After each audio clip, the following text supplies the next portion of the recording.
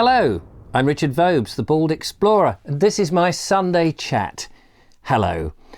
It's been another exciting week for the Bald Explorer, and I hope for you lovely viewers out there. I've been very busy up on the South Downs. I'm exploring the South Downs Way at the moment in chunks. I'm not actually starting in order, because what is order? Very few people really get up onto the South Downs and do the South Downs Way from one end to the other. Obviously loads of people do that, but more often people just get up onto the Downs and before they know it, they're on the South Downs Way. And I wanted to sort of emulate that really and just do little chunks in short 10-minute videos rather than trying to do one whole series. I'm filming in January at the moment, as we know, and the weather in the UK has been pretty grim in terms, well, not so much grim, it's just been wet and everything is soaking wet and the light levels are always low, and I get frustrated because I want to show off this very lovely landscape that we've got. So I will be doing these on an ad hoc basis. Now, began the week starting at the Jack and Jill windmills above Clayton and wandering over to Ditchling Beacon. And actually, we have a walk coming up for the Bald Explorer members of the walking group, which will be starting off from the Jack and Jill windmills and doing the same walk that I did in the video earlier in the week. If you're interested, then it's best to join the Facebook group. I'll put a link in the description and then you can join the group, and we'll be doing walks throughout the year, so in not just on the South Downs but all over in the south, and possibly, we have yet to announce this, but up north as well. So very excited about that. You may remember a week or so ago, the lovely Julia and I went to Rusper, and we turned up, we just sort of rocked up and had a little look round, and we called out to see if there was anybody who could show us a bit more detail about the village or the church. Well, I'm thrilled to say this week that we had an interview with the very lovely vicar of Rusper, of Mary Magdalene, and that was Nick Flint, and he took us inside the church and told us a lot of information about the church and the family there that really was responsible for the restoration work on what was becoming quite a dilapidated church. So do check that video out. It's all last week and it's all there to have a look at. The lovely Julia also and I continued our series where we looked at the A24 and the villages that have been bypassed by this Worthing to London road. We've previously been to Findon and had a very nice time there, and this time we went to Washington. It was a bit of a dull day, so the video it isn't as bright and as jolly as it could be in terms of that, but it's fascinating to see the villages and the houses and how they're all grouped together since they've been bypassed. And actually the old A24 used to go sort of at the side of the village anyway, but there was no way you could widen that. You did have to go a little bit to the west and have this bigger dual carriageway. But there is something sad when you bypass a village. On the one hand, of course, you're relieving the traffic that may be going through it, so the traffic can run quicker and it's less dangerous for people in the village with the increasing traffic going through. But on the other hand, those shops and businesses that relied on passing trade, of course, suddenly are cut off. So that's something that has happened along many of the villages, that once a bypass comes in, it's a bit of a double-edged sword. But it was fascinating to go and have a look at that. I made a little bit of a boo-boo in there. I mentioned a Georgian Post Box because the Post Box had GR, and of course it was most likely not in the first Georges, the first, second and third, which I said was a Georgian Post Box. It was during the time of King George, but probably the 5th or the 6th, so not in the early times. Sometimes, you know, when you're filming, you say things, you're not always aware of what's just come out of your mouth. And in the edit, you think, yeah, that's a bit dodgy, but there's not much you can do about it unless you're able to cut it out. So thanks to anybody, well, there was one person, but other people, I think, also noticed that.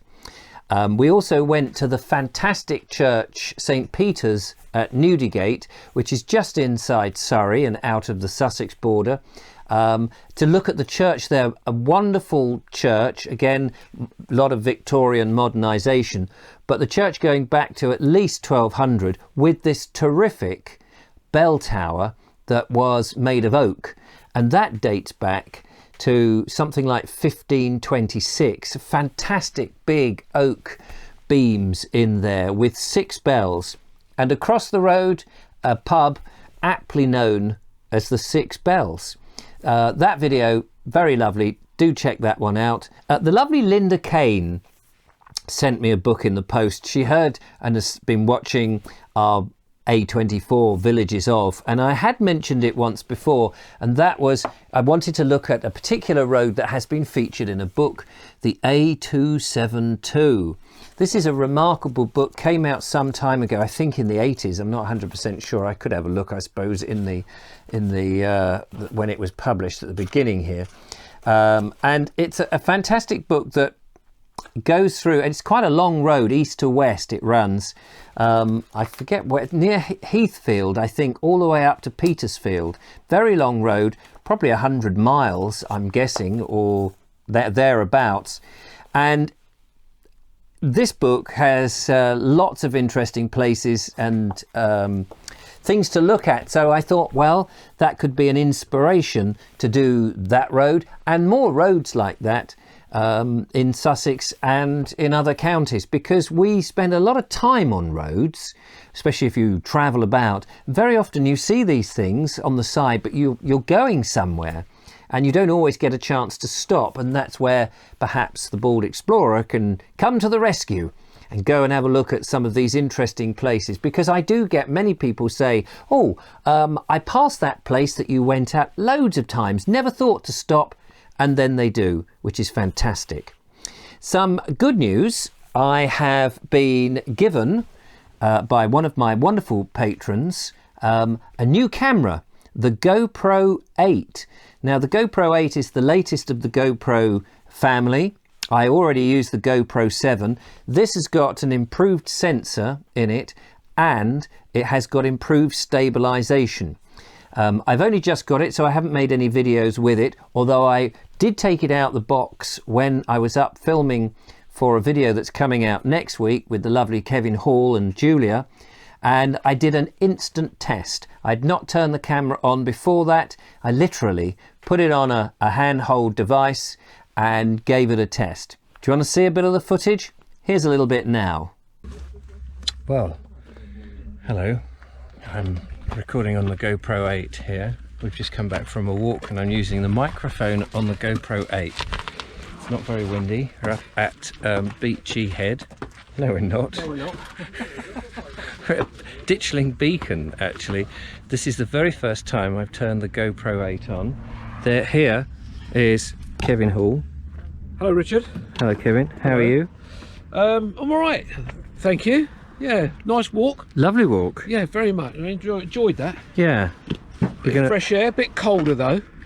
The wind was a bit cold. The wind was cold, but the wind has since gone. It has, yeah, it's lovely now.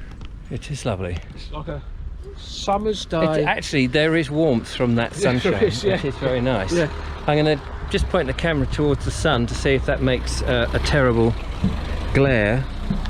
Look at Kevin there. And then who have we got here? We've got the lovely red-faced Joseph. Yes, little Joseph and the lovely Julia.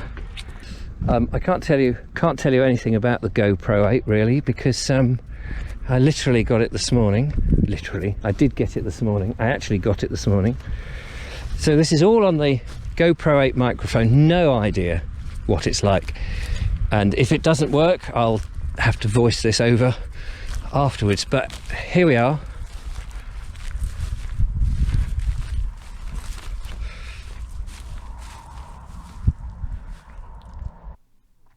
It's an amazing, it seems to be an amazing camera, and they're going from strength to strength. Now there is a case that's coming out for it that it'll go into, so that you can have a microphone that will plug in quite easily and a flip up screen. So we're waiting for that, because at the moment, like all GoPros, the screen's at the back, and when you're filming yourself, you can't see yourself. Now, I've got so used to filming myself, I know roughly where to have the camera so that it puts me in the frame in the right place. But having a little flip-up screen will make all the difference when filming, especially with other people. So that's going to be very useful. So to my special patron who sent that in, thank you so very much. You know who you are, and it is very much appreciated. Thank you. Spoke to Kevin Hall, who you saw there. We're planning to go probably towards the end of March up into North Wales. We're going to probably get an Airbnb somewhere near Betsy Coed, if you know where that is. Kevin's very keen to walk across the Llangollen Bridge, which takes at Pont Cysolti, which takes the Llangollen Canal. I would love to take a canal boat across there, but save that for another time. So we're going to do that. This is a bridge that I believe is about 200 foot tall, built by Thomas Telford. I think it's an iron bridge but held on brick piers. And we'll tell you more about that when we do it. We're also, whilst we're in North Wales, hoping to go onto Anglesey and go across the Menai Strait. And I believe the Menai Strait has a bridge that also was built by Thomas Telford. So there'll be a bit of Telford bridging to be done in that, which is fantastic. I'm towards the end of this month, I'm off to Chester, talking about the Llangollen, to do some drone experiments to get my drone up and running. I'm going to get my license done, pay my license fee and do my test, which apparently is an online thing and should be quite easy. So I'm looking forward to doing that. And then towards the end of the month, as I say, I'm going to meet up with a chap up in Chester, I think at the marina there. And he is an experienced drone flyer, and he's going to be on site and help me learn to fly my drone. While I'm up in learning about my drone, I'm also hoping to meet up with Richard and Fran from the YouTube channel Floating Our Boat. Now, I don't know if you follow them. They're fantastic. Do check them out on YouTube. Lovely couple. They've been on their boat now for about, I think, nearly a year and a half. They've packed up their stuff in their house, and they're spending pretty much all the time on their canal boat. And they're going around all the different places, and they've said to me they'd love to do a piece with me, and I would love to do a piece with them, and they happen to be up sort of Chester, the Llangollen Canal way. So hopefully, fingers crossed, we'll get a series of videos when I go and meet them for a day, and we'll do 2 or 3 videos about how to go about buying a canal boat, their experience of going on a canal boat, and finding out the sort of, you know, the pros and cons, which will be fantastic, because the lovely Julia and I still want to do another week or so, possibly longer, on a canal boat later on in the year. It's been suggested that we go to the Peak Forest Canal. I don't know too much about that, never heard of it actually, but I think that comes down from Manchester on the side of the Peak District, which sounds just delightful. So fingers crossed that we can get that organised. I'll have a word with Richard and Fran. I'm sure they know more about it than I do. So lots of things to look forward to. Anyway, that's all for today's Sunday chat. I'll leave you to get on with whatever else you've got to do. Do keep watching the videos. Do please give us a thumbs up if you enjoy the videos. It really helps the YouTube algorithm and helps us very much. Don't forget to like, follow and subscribe. Press the bell notification thing, because you will get notified. I know all the YouTubers say this, but it is important, because sometimes if you don't do that, you're not always notified. And I know I bung out a video every day, and you may not want to watch every single one, but the one that really interests you, if you miss it, well, you know, you're going to be upset. Anyway, that's enough from me. Thank you so much for watching, and I'll catch up with you in the week. Till then, bye-bye. Bye-bye.